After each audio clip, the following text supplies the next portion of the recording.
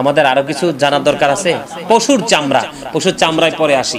শরীকদাররা যখন কুরবানি আমরা দিব, এখানে একটা বিষয় হলো শরীকদাররা যখন কুরবানি, যেমন আমরা 6 শরীকি মিলে কি দিলাম কুরবানি দিলাম, 5 শরীকি মিলে কুরবানি দিলাম, কারণ আমাদের যদিও স্বাদ আছে, সাধ্য কিন্তু নেই আমাদের বাংলাদেশের ম্যাক্সিমাম মানুষের।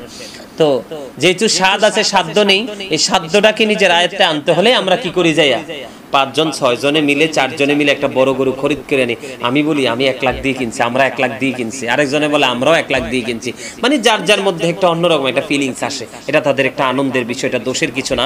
তবে এখানে একটা বিষয় হলো যে আমরা যে পশুটা কিনবো, ধনী মানুষ যদি হয়, প্রভাবশালী মানুষ যদি হয়, আর্থিকভাবে অনেক বেশি ডেভেলপমেন্ট যদি হয়, তাহলে সেই ক্ষেত্রে সে কুরবানি পশু কিন্তু খরিদ করে নিয়ে আসলো। এখানে কিন্তু একটা কথা বলে রাখা উচিত, কুরবানি পশু কিন্তু নিখুঁত হতে হবে।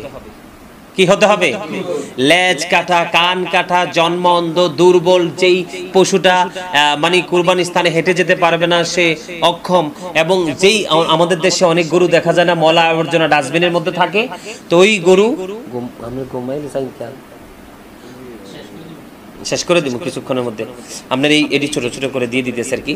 যেই গরু ময়লা খাওয়ায় অভ্যস্ত, এসব গরু দিয়ে কিন্তু কুরবানি করা যায় না, কুরবানি করলে হবে না। কিন্তু এখানে একটা বিষয় হলো, ভুল তো মানুষের হতেই পারে।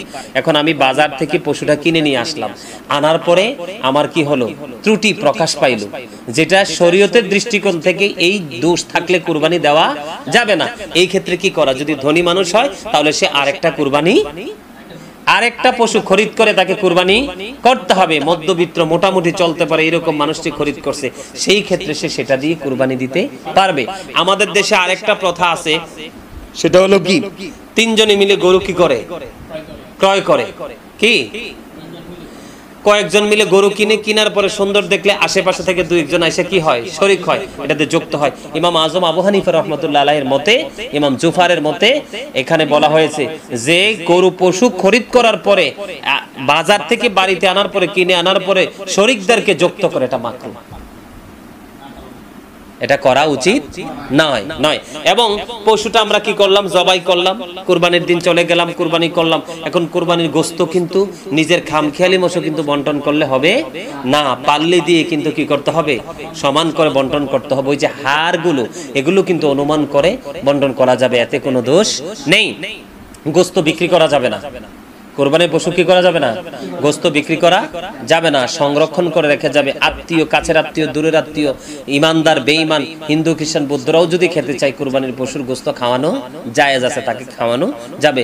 কেউ যদি চায় পুরো গোশতটা কি করে দিবে, সদকা করে দিবে, এটাও কি সে করতে পারবে। কি করতে পারবে? কেউ যদি চায় পুরো গোশতটা কি করে দিবে, দান করে দিবে, সেটাও করতে পারবে। আবার কেউ যদি মনে করে যে আমি ছোট্ট একটা বকরি দিয়ে কুরবানি দিলাম, মোটামুটি আমার ইসলামের আইন অনুযায়ী আমি আল্লাহর দিদারের জন্য কুরবানি দিলাম। অনেক ফ্যামিলি আছে না যে ছোট একটা কুরবানি দিছে কিন্তু ফ্যামিলির সদস্য বেশি, তারা গোশতটা পরিতৃপ্তির সাথে খেতে পারবে না। এই ক্ষেত্রে কিন্তু কি করবে, সে যদি কাউকে কুরবানির গোশত নাও দেয় তাহলেও তার কুরবানি হবে। তার মানে কি, সে কুরবানি দিয়েছে কিন্তু তার সদস্য বেশি, সদস্যরা এই যদি অন্যদেরকে দিয়ে দেয় তাহলে খেতে পারবে না। সেই ক্ষেত্রে কি করতে পারবে, এই পশুর গোশতটা সে যদি কাউকে এক টুকরা নাও দেয় তারপরও তার কুরবানিটা হবে। তবে সবচেয়ে বেশি উত্তম হলো গোশতটাকে 3 ভাগ করা। কি করা? গোশতটাকে 3 ভাগ করা। গোশতটাকে 3 ভাগ করা, 1 ভাগ যারা শরীকদার তাদের জন্য, আরেকবার আত্মীয় স্বজনের জন্য, আরেকবার ফকির মিসকিন দরিদ্র মানুষের জন্য। কিসের জন্য? দরিদ্র মানুষের জন্য। এগুলো কিন্তু আমাদের মাথায় রাখা কি উচিত, এগুলো কি আমাদের মাথায় রাখা উচিত, আমাদের এগুলো করা কি উচিত, এগুলো আমাদের বিবেচনা করা উচিত। এরপর হচ্ছে ওই যে চামড়া কিন্তু ওই যে আছে না যে বন্ধুত্ব করে বাইরের সম্পর্ক করে চামড়াটাকে ফ্রি, এটা কিন্তু দেওয়ার কোনো বিধান নেই। কুরবানি যারা দিচ্ছে, শরীকদার যারা, তারা চাইলে এটাকে তারা প্রক্রিয়া করে তারা এটা কি করতে পারে, ব্যবহার করতে পারবে। তারা বিভিন্ন প্রক্রিয়া করে না এখন, এই প্রক্রিয়াজাত করে কিন্তু তারা কি করতে পারবে, ব্যবহার করতে পারবে। কিন্তু চাইলে কিন্তু ফ্রি কাউকে দেয়া যাবে না। আর যদি বিক্রি করে টাকা নেয় তাহলে এই টাকা কিন্তু দরিদ্রদের মাঝে বিলিয়ে দিতে হবে। চামড়াটা নিজে ব্যবহার করতে পারবে কিন্তু বিক্রি করার পরে টাকা কিন্তু কি করতে পারবে না, নিজে যারা কুরবানি দাতা তারা ইউজ করতে পারবে না, এটা দরিদ্রদের মাঝে বিলিয়ে দিতে হবে। আরেকটা সমস্যা আমাদের মাঝে, হ্যাঁ, এতিম অনাথ যারা নির্ভরযোগ্য, তো এখনকার এতিমখানা তো ব্যবসায় রূপ নিছে। হ্যাঁ, তুমি যদি জানো যে একটা বাচ্চাকে লালন পালন করতে, পড়াশোনা করাইতে তার মা বাবার আসলে হিমশিম খাচ্ছে, নির্ভরযোগ্য অভিভাবক যদি পাও তাহলে তুমি সামরার টাকাটা তার হাতে দিতে পারবা। কিন্তু তুমি যদি মনে করো যে সামরাটা এখন দিলে, টাকাটা দিলে এটা কর্তৃপক্ষ খেয়ে ফেলবে, এরকম কনফিউশন থাকলে কিন্তু দেওয়া যাবে না। এখানে আরেকটা বিষয় হলো, অনেক সময় দেখা যায় যে একজন শিশুর অভিভাবক মারা গেল, কি করলো, একজন শিশুর অভিভাবক মারা গেল, তার টেক কেয়ার করার মতো কেউ নাই, কিন্তু তার পক্ষ থেকে শিশুর সম্পত্তি থেকে যদি কেউ কুরবানি দেয়, এই কুরবানির পশুর গোশত কিন্তু তার পরিবারের যারা স্বজন আছে তারা কেউ খেতে পারবে না। কথাটা কিন্তু বুঝতে হবে। মাসালাটা কি, যে কোন শিশুর সম্পদ থেকে যদি তার পক্ষ থেকে কুরবানি করা হয়, কারণ শিশুর উপর তো আর দান সদকা জায়েজ না, তাদের উপর তো ওয়াজিব না, তাদের উপর বাধ্যতামূলক না, যে তোকে স্বাবলম্বী হইতে হবে, সচল হতে হবে, গানবান হতে হবে, বিবেকবান হতে হবে। এজন্য কোন শিশুর পক্ষ থেকে যদি কুরবানি করা হয়, তাহলে এই পশুর গোশত কি করা যাবে না, ফ্যামিলির কেউ খেতে পারবে না। এবং কি করা যাবে, এই গোশতের বিনিময় করতে পারবে শিশুর কল্যাণের জন্য। যেমন গোশতের বিনিময় তার জন্য কি চাদর খরিদ করতে পারবে, জুতা কিনতে পারবে, মোজা কিনতে পারবে, যেটা পরক্ষণে ব্যবহারের জিনিস, কিন্তু খাদ্য পানি এগুলা বিনিময় করা যাবে না। এগুলোকে আমাদের জানা রাখা দরকার না? আমরা চাইলে কি মৃত্যু ব্যক্তির নামেও কি করতে পারি, কুরবানি করতে পারি। তবে আমাদের প্রত্যেকের উচিত, যদি আমাদের তৌফিক থাকে, আমরা যারা জীবিত আছি তাদের পক্ষ থেকে কুরবানি করা, এবং আপন স্বজন যারা আছে পৃথিবী ছেড়ে চলে গেছে তাদের পক্ষ থেকে তৌফিক থাকলে কুরবানি করা, আর যদি তৌফিক থাকে রাসূলের পক্ষ থেকে আমাদের কুরবানি করা কি উচিত। আজকের মতো এখানেই শেষ, আর আলোচনা করব না। আজকে অনেক আলোচনা হয়েছে, তোমরা এগুলো সুন্দর করে তোমাদের মতো করে সুন্দর করে ছোট ছোট করে এগুলো মানুষের সামনে থাকতো, মানে আব্বারে কখনোই বিরক্ত করতো না। তখন আমি ভাবতাম আসলেই ব্যাপারটা কি, আসলেই ব্যাপারটা কি। হ্যাঁ, তার মানে এটা হাদিস শরীফ, অত্যন্ত চমৎকার একটা হাদিস শরীফ। সেটা হলো কি, আল্লাহ রাসূল রোজার ঈদে কোনো কিছু না খেয়ে যেতেন না ঈদগাহে, আর কুরবানির ঈদের দিন আল্লাহ রাসূল তিনি ঈদের নামাজ না পড়ে কিছু খেতেন না।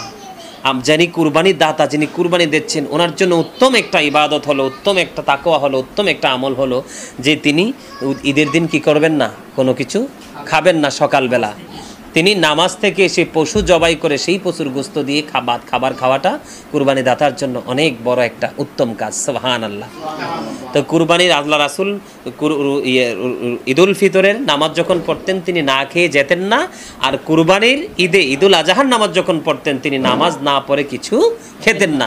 এইগুলো হচ্ছে আমাদের জন্য পালনীয়, এগুলো হচ্ছে আমাদের জন্য কর্তব্য, এগুলো আমাদের কি করা উচিত। তো এগুলো আমাদের খেয়াল রাখা কি উচিত। আরেকটা বিষয় হলো, দুইজনই, যেন আমরা এখানে আছি, দুজনে বকরি কিনছি, অথবা দুজনে গরু কিনছি, অথবা দুজনে গরু মহিষ কিনছি, অথবা বেকরা দুম্বা কিনছি, যে যার পছন্দ সমর্থ অনুযায়ী কিনছি, কিন্তু ভুলবশত একজন যদি আরেকজনের পশুটা কুরবানি দিয়ে ফেলে, সেই ক্ষেত্রে একজনের পক্ষ থেকে আরেকজনের উপর কোনো জরিমানা করা হবে কিনা, ইমাম আবু হানিফা রহমতুল্লাহ আলাইহি থেকে অত্যন্ত চমৎকার একটা ফয়সালা এসেছে। তিনি বলে দিয়েছেন যে যদি বকরি একজনেরটা যদি আরেকজন ভুলবশত কি করে ফেলে, কুরবানি করে ফেলে, তাহলে উভয়ের কুরবানি কি হবে, উভয়ের কুরবানি হয়ে যাবে, একজনের পক্ষ থেকে আরেকজনের উপর কোনো জরিমানা করা লাগবে না। সুবহানাল্লাহ। এই জন্য আমি প্রায় সময় বলে থাকি, Islam is not only a religion but also complete code of life. কুরবানি দিতে প্রতি শব্দ কত চমৎকার, অফার টু দ্য আল্লাহ। এটা কি অফার টু দ্য আল্লাহ, এটা কার পক্ষ থেকে? আল্লাহর পক্ষ থেকে আমাদেরকে কি করা হয়েছে, অফার দেওয়া হয়েছে। সে অফার গ্রহণ যারা করতে পারবে তারাই কিন্তু আল্লাহর প্রিয় যোগ্য বান্দা। আমি যদি না করি তাহলে আমার ক্ষতি, আমি যদি করি তাহলে আমার লাভ, ঠিক কিনা?